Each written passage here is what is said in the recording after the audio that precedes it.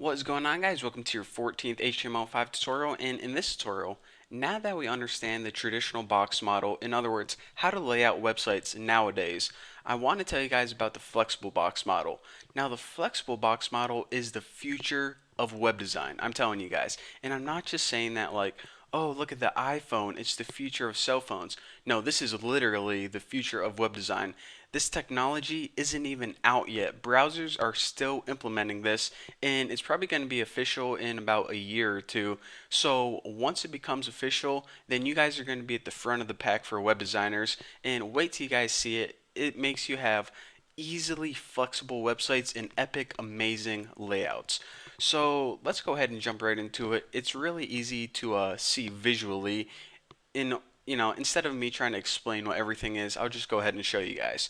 So what I did is I went and cleared out everything in our main CSS, and the only thing I have left in our main template is I left all of those IDs just because we can use them to reference our div tags still, and I didn't want to write them over. And that's basically it. I pretty much left all the IDs, and yep, that's it. So basically you can just go ahead and copy this template for my forum, and once you copy this, you'll be good to go. So let me go ahead, and there's only one small change that we have to make in Bucky.html, and that's this. We have our body, and then basically all of our body is wrapped in this huge div tag called big wrapper. Now under our navigation bar, but above our main section, what we want to do is we want to wrap this main section and also the side news in another div tag. So I'm just going to go ahead and write a div tag called div id equals, I'm just going to name it new div, so then we can clearly see what information is new in this tutorial aside from the last tutorial. So that's the div tag, and we need to close it. We're going to add our closing tag right below this last aside. So I'm just going to go ahead and throw that right there, and now you can see we got an opening and closing div tag called new div. And again, I'm going to go ahead and just copy this and throw it on my forum. So if you guys, are wondering, okay, where am I supposed to copy that? Just go ahead and grab it from my forum or look on my forum and make sure you got it in the same places that I do. So anyways, now that we got that taken care of, we can hop over and make sure you save that. Hop over to main CSS. Now let's go ahead and just preview this in Chrome right here to make sure you guys are on the same page as I am. Right now we just got a plain old Jane old boring stupid website. Time to spice things up a bit. So in our main CSS, the first thing we want to do is just some simple housekeeping stuff. For the overall website, we just want to reset the margins to 0 pixels and also reset the padding of everything to 0 pixels as well. Now that we got that taken care of, let's just go ahead and fix our headers just so they look a tidbit pretty. So font, and I'm just going to save this as bold, 20 pixels, Tahoma. You gotta love Tahoma. Can't go wrong with Tahoma. And let me just go ahead and copy this real quick. And for heading 2, I'm going to do the same thing, except I'm going to change this to 14 pixels, just like that. And might as well save. Save often. Now, if I can remember my mnemonic device, header, section, footer, let's see, aside, nav, I think it is, article, wow, I messed up article again, and H group. Now let me see if I got that right. I think I said Harry, Sally, Freddie, and Ned ate hens. I think that was it. I knew that would come in handy sooner or later. So now what I want to do here is display all of these as a block, which pretty much means by default, all of these things are going to be positioned one under each other, and we need to specify that because basically for browsers that don't recognize these elements yet, and just for compatibility across all browsers. So I talked about that last time, so let's go ahead and move right onto the body. Now the body, what we need to do is we need to change a couple things. The very first thing we need to do is specify the width. Now the width of the body needs to be 100%. And you're saying, Bucky, by default, isn't it 100%?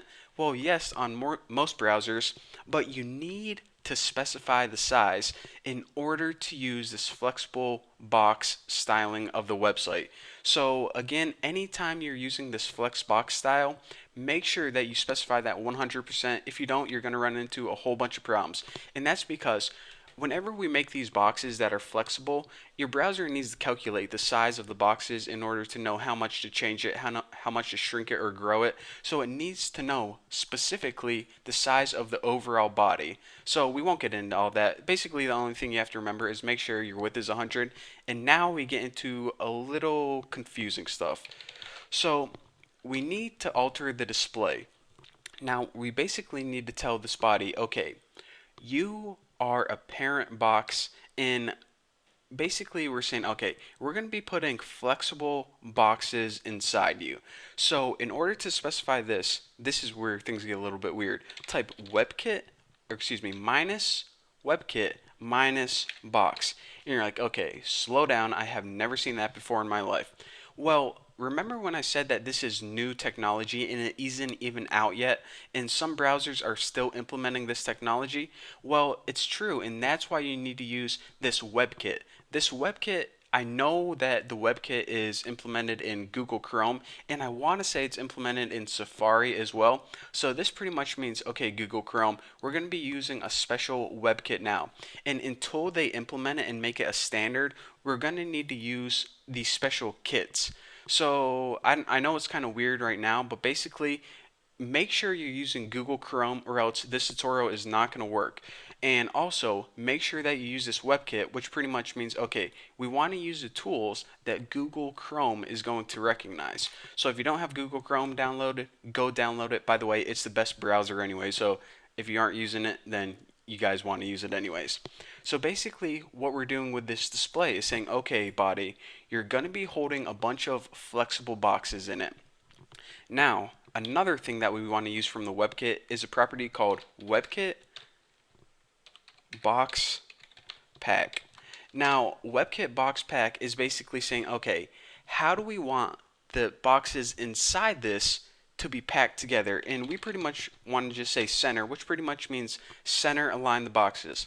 Now, the property more specifically, since I might as well tell you guys in details, say you have a website that's 1,000 pixels wide. However, you only have two boxes in there that may be 300 pixels wide each. So you have a bunch of space left over. So what you're saying is, okay, when the website is bigger than the contents inside, just go ahead and center those contents. So essentially what we're doing is we're centering the one child that this body has, and since this body has one div, it's going to center the website. So basically this line right here is a weird way of centering the website. In other words, centering the children, which basically, like I said, centers the website. So now that we got all that confusing stuff taken care of, we got a lot of other stuff to tackle. But trust me, guys, it is definitely worth it. And you definitely don't want to miss these next 2 or 3 tutorials because it's going to change your whole view of web development and it's going to make your life a whole lot easier. So anyways, for now, thank you guys for watching. Don't forget to subscribe and I'll see you guys in the next video.